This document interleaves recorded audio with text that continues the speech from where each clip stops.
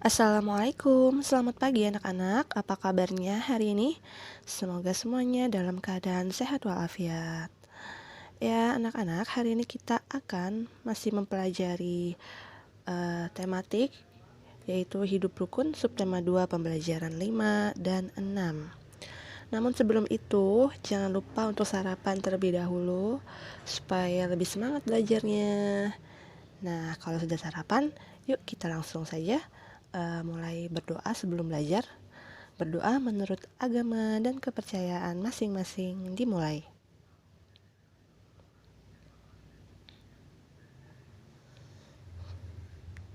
Berdoa selesai.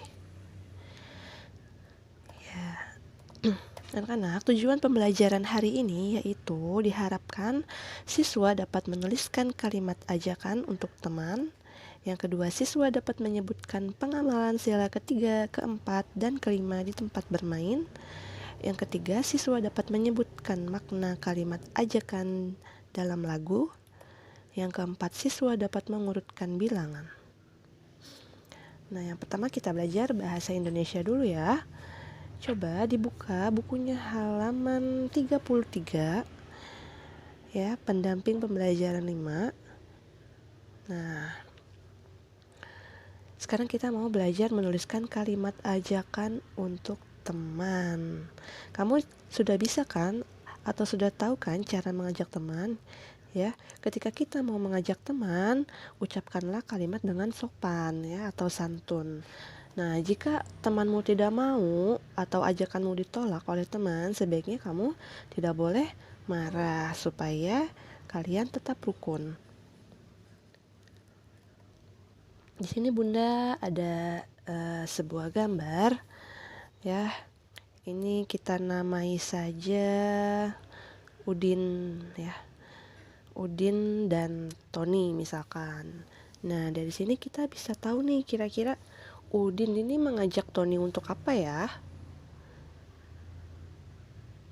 Iya, mengajak Tony untuk bermain bola. Kira-kira bagaimana kalimatnya?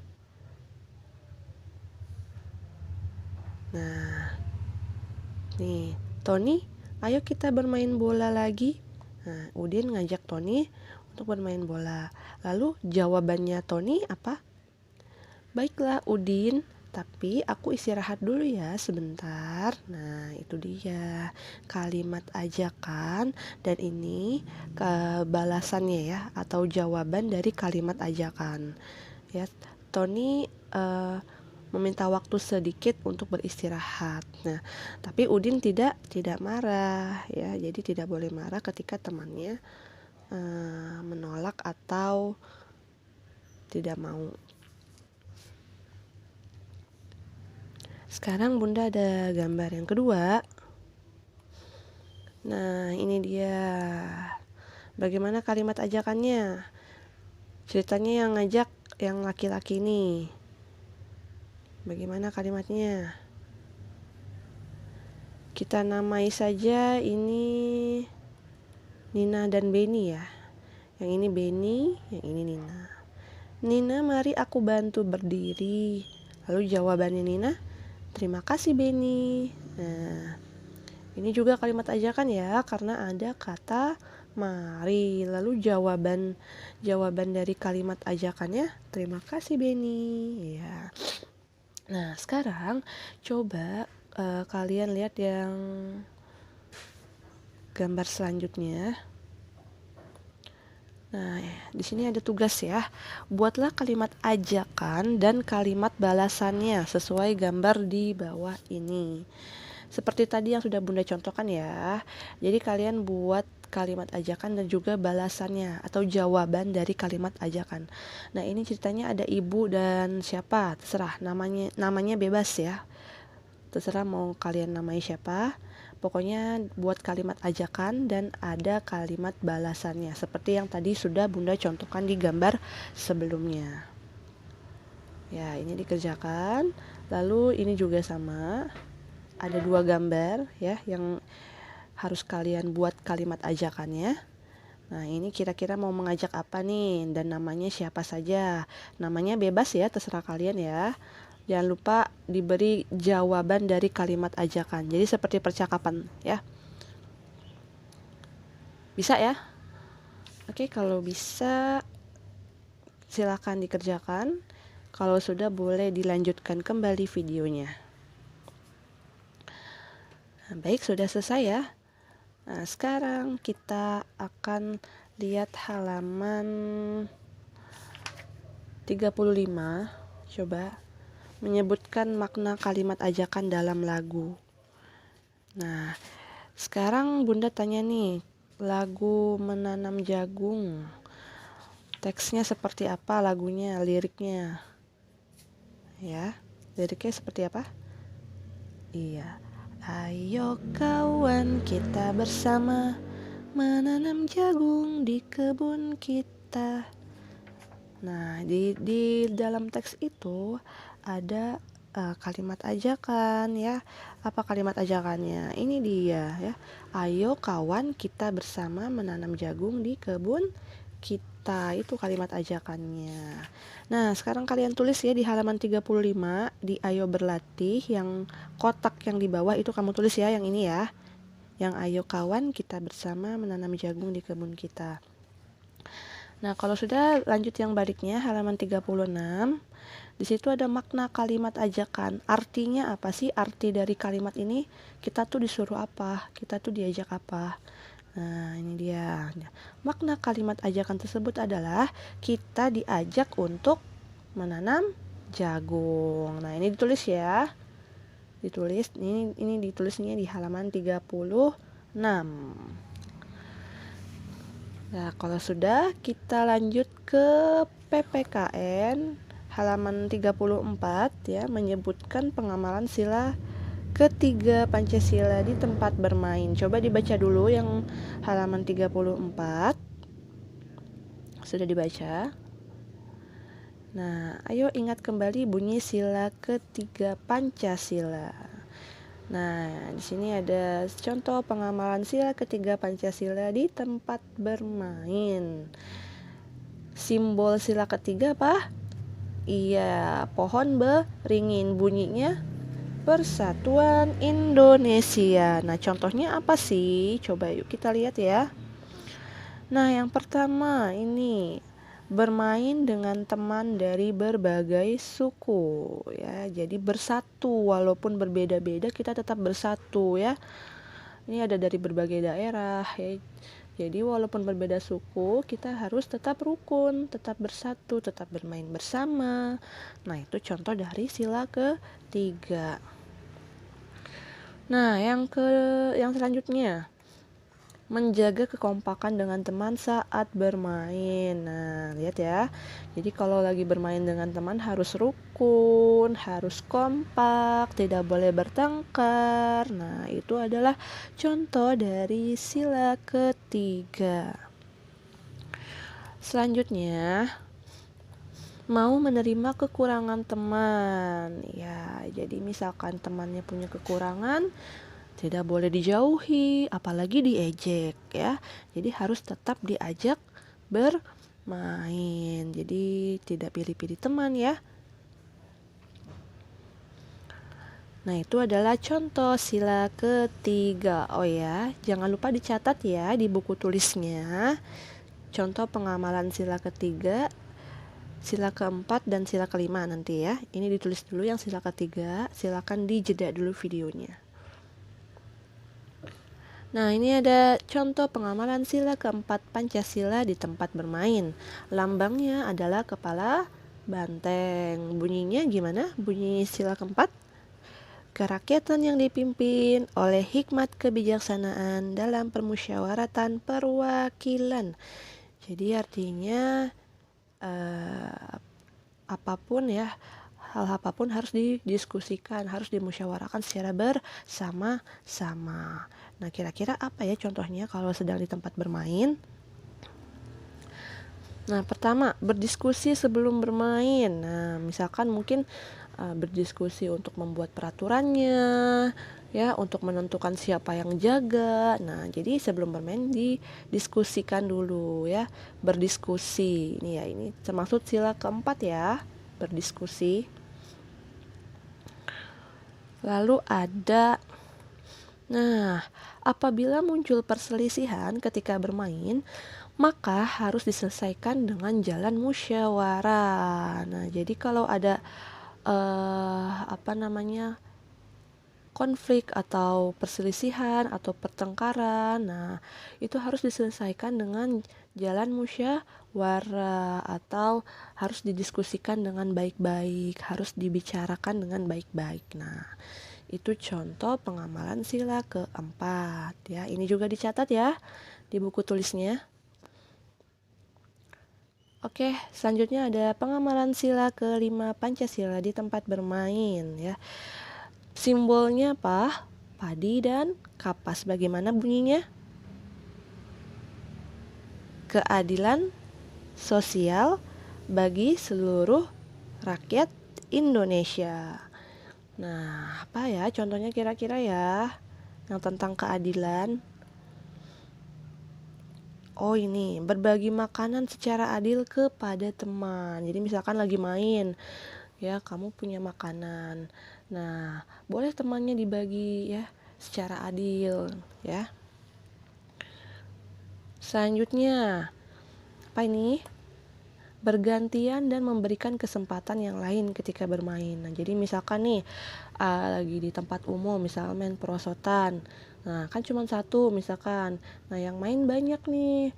Nah, kalian harus bergantian ya, jangan dikuasai sendiri perosotannya. Nah, ini gantian nih ya. Antri.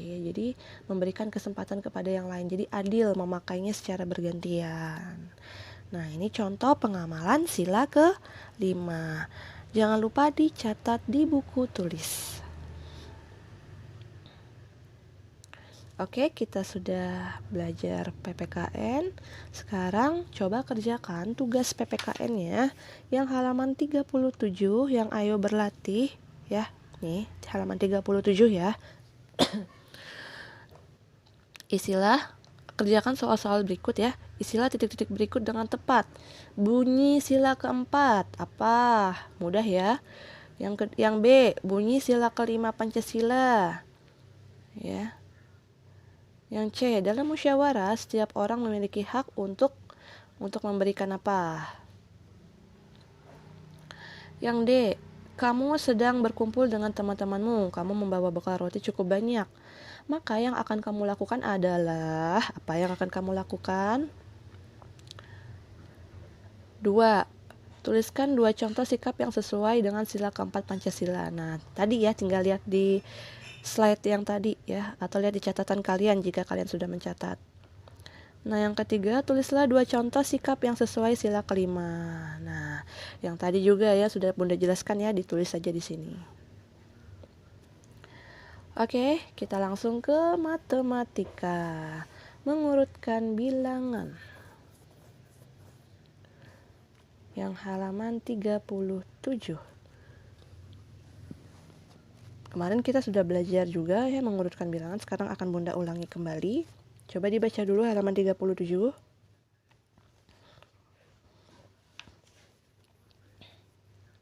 Sudah dibaca? Nah, di sini ada soal, urutkan bilangan 434, 461, dan 353 mulai dari yang terbesar. Nah, jadi kita bisa mengurutkan bilangan biar mudah kita menggunakan tabel nih, ya, namanya tabel nih. Nah, bilangannya kan ada 3 ya, 434, 461, dan 353. Nah, pertama-tama caranya ini kita tulis dulu yang ratusannya angka berapa, yang puluhannya angka berapa, yang satuannya angka berapa ya. Seperti itu ya. Oke, dari bilangan 434 dulu ya. Ratusannya ini angka berapa nih? 4. Ya, kita tulis di sini 400-an. Puluhannya 3 puluhan, satuannya 4 satuan ya. Nah, sekarang yang ini ratusannya 4 ratusan, puluhannya 6 puluhan, satuannya 1 satuan. Nah, sekarang yang bilangan terakhir ya, 353. Ratusannya berapa? 300-an, ini 50-an, 3 satuan. Oke, sekarang kita bandingkan dari yang ratusannya terlebih dahulu ya di sini. Mana yang paling besar? Oh, ada 2 yang besarnya. Nah, sama-sama angka 4 nih ya. Ini angka terbesarnya ada 2. Jadi antara ini dan ini bilangan yang terbesar. Nah, sekarang kita cari ke puluhannya ya. Kalau misalkan ini ada sama, ratusannya sama, kita beralih ke puluhannya. Yuk kita bandingkan yang puluhannya ya. Ini tidak usah dibandingkan lagi ya, karena dia sudah yang paling kecil nih dari ratusannya sudah ketahuan bahwa dia yang paling kecil. Nah, sekarang tinggal yang 2 bilangan ini nih, kita bandingkan. Kan ratusannya sama-sama 4. Nah, sekarang puluhannya kita lihat ya. Yang ini puluhannya 3, yang ini puluhannya 6. Mana yang lebih besar? 3 sama 6 besaran mana? 6. Iya, jadi sudah ketahuan yang paling besar adalah 461 ya, yang paling besar. Nah, yang terbesar yang kedua berarti yang 434. Lalu yang paling kecil yaitu 353. Nah, langsung saja kita tulis di sini ya. 461. Jadi urutan bilangan dari yang terbesar adalah 461, 434 dan 353. Nah, sekarang coba kita balik. Urutan bilangan dari yang terkecil adalah, jadi dibalik nih dari yang paling terkecil. Ya, tinggal kita balik saja nih dari jawaban yang ini ya. Dari belakang ya. Berarti 353, 434 dan 461 ya. Tinggal kita balik nih, kan ini yang paling kecil ya. Jadi yang terkecil lalu terbesar. Nah, seperti itu jawabannya. Mudah bukan? Mudah ya. Nah, sekarang coba tugas matematikanya adalah buatlah 3 buah kartu bilangan ratusan. Bilangannya bebas, misalkan ya. Misalkan 150, 160, 170. Nah, itu kalian dibuat di kertas boleh ya, di kertas kayak dibikin kartu seperti itu. Nah, buat 3 bilangan, lalu nanti kalian urutkan dari yang terkecil. Kalau sudah diurutkan dari yang terkecil, kalian urutkan dari yang terbesar. Nah, jangan lupa saat kalian mempraktikkan itu direkam ya, direkam video saat mengurutkan bilangan tersebut. Nah, nanti akan Bunda contohkan deh cara membuat videonya ya. Jadi ini akan masuk ke dalam nilai praktik ya, mengurutkan bilangan. Nah, ini tugas-tugasnya yang tadi dari awal sampai akhir Bunda rangkum di sini. Yang pertama, membuat kalimat ajakan serta balasan dari kalimat ajakan sesuai gambar. Sesuai gambar yang tadi sudah Bunda kasih ya di awal-awal yang materi bahasa Indonesia. Coba dilihat kembali ya videonya, boleh diulang lagi. Yang kedua, mengerjakan ayo berlatih yang halaman 35 dan 36. Itu juga tadi sudah Bunda kasih tahu ya, ditulis saja. Yang ketiga, mencatat pengamalan sila ketiga, sila keempat, dan sila kelima di tempat bermain. Catat di buku tulis. Yang keempat, membuat video sedang praktik mengurutkan bilangan dengan menggunakan kartu bilangan ya. Ini tugas-tugasnya dikerjakan. Nah, ini Bunda akan mencontohkan cara membuat videonya ya. Silakan disimak.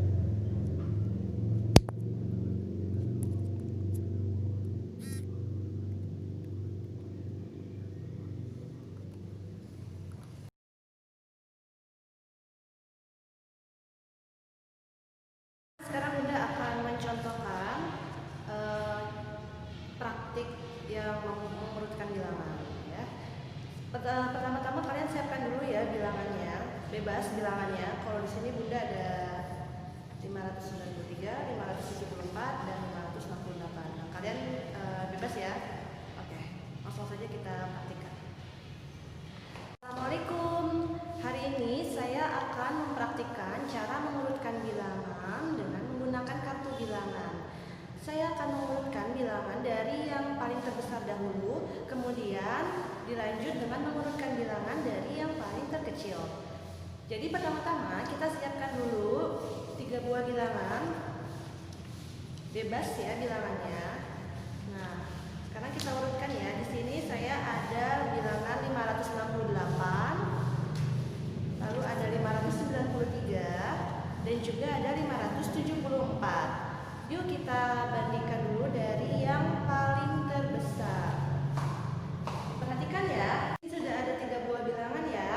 Di sini saya punya 574, 568, dan 593. Kita mau mengurutkan dulu dari yang paling terbesar. Yaitu pertama kita bandingkan ratusannya terlebih dahulu ya. Yang bilangan pertama ratusannya adalah 5. Bilangan kedua ratusannya juga 5. Dan bilangan ketiga juga ratusannya 5. Oke, kalau ratusannya sama-sama 5, kita beralih ke puluhan.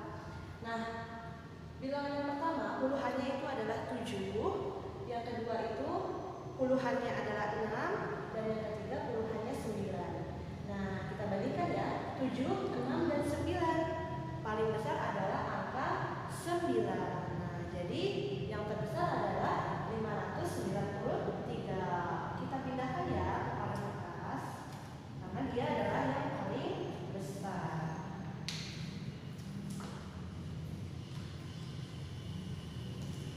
Nah, sekarang tinggal kita bandingkan yang bilangan ini dan yang ini.